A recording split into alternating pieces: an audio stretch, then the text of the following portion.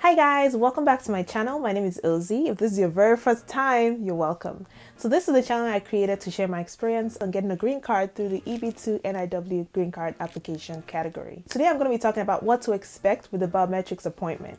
Right after you submit all your applications and you turn in your I-485, you're going to get a notice in the mail inviting you for a biometrics appointment. And today I'm going to just share a little bit with you about what to expect, what the biometrics appointment is about, and just what to bring along with you for this appointment. But if you haven't already subscribed, please go ahead and click on the subscribe button. And if you love to get a notification in your mail every time I upload a new video, please click on the bell sign. So after we turned in our I-485 application, which is the application for adjustment of status, 2 weeks later, we got a notice in the mail, and it was the form I-797C, which is just a notice of action form. On that form, they were just pretty much saying, we're inviting you for a biometrics appointment. You know, 3 things were in the form, basically. They gave us a location for the appointment, and it was at USCIS Application Support Center. They told us the time for the appointment as well as the date. And so it's usually around you, a place around you, not too far from you, somewhere local, and they'll give you that information on the form. And so after we got that mail, my husband went online. He was looking up, like, can we go earlier for the appointment? Like, so say the letter came on the 1st of January, right? And the appointment was supposed to be on the 14th of January. My husband went online and looked to see if we could go a little earlier. And of course we did. What happened when we got there? So this helps a lot of people, especially if they give you a date that you're probably going to be out of town, or you have to go for a wedding or something. Life happens. You can always go ahead of time. The one thing that you need to keep in mind, of course, is that when you go on a date that's not your appointment, of course, they're going to prioritize the people who actually were scheduled to have their appointment on that day. So for us, when we got there, they told us, well, you guys, today's not your appointment, but if you come after 12 noon, we're going to be able to, take care of you guys. So that's what happened. We went, I guess, a week earlier, and we were able to get our biometrics done, and everything was good. All right. So what do you take with you on this appointment? So you're supposed to take 2 things with you, of course. You're supposed to take this notice of action, this invitation letter that you got from USCIS.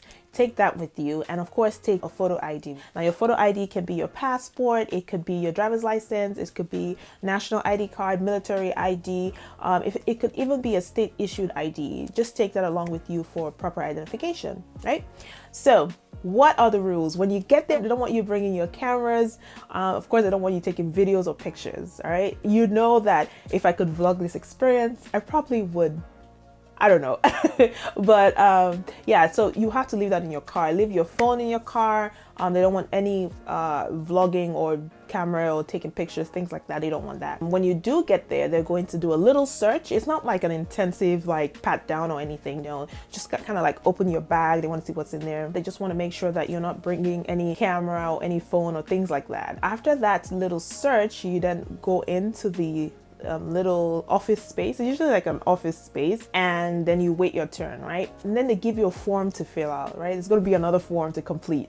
It's going to be another form, and that form is called Applicant Information Worksheet. What's on that form, really? Well, they're just asking for your name, whatever name you've used in all your applications, put that there. They want your date of birth, they want your country of citizenship, they want your height, your weight, they want your eye color, your hair color, they want your race, they want your gender, things like that. So simple information like that, you want to bring that along with you, right? If you don't know what your height is, what your weight is, just go ahead and figure that out before you go for that appointment. Okay, so after you fill out that form, what next, right?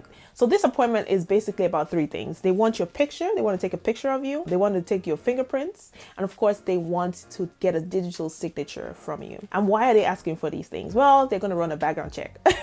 They want to make sure that you're who you say you are, right? And so they're going to run that background check, and of course they are going to check with the FBI to make sure that you don't have any criminal records. And last but not the least, they're going to take your digital signature because they want to make sure that all the information that you've given them in all these forms that you filled out so far, you're attesting that that is actually the truth, right? So they want to take your picture, they want to take your fingerprints, and of course they want to get a digital signature because they want to make sure that all your information is true, you're who you say you are, and of course you're saying that all the information that you're providing is true.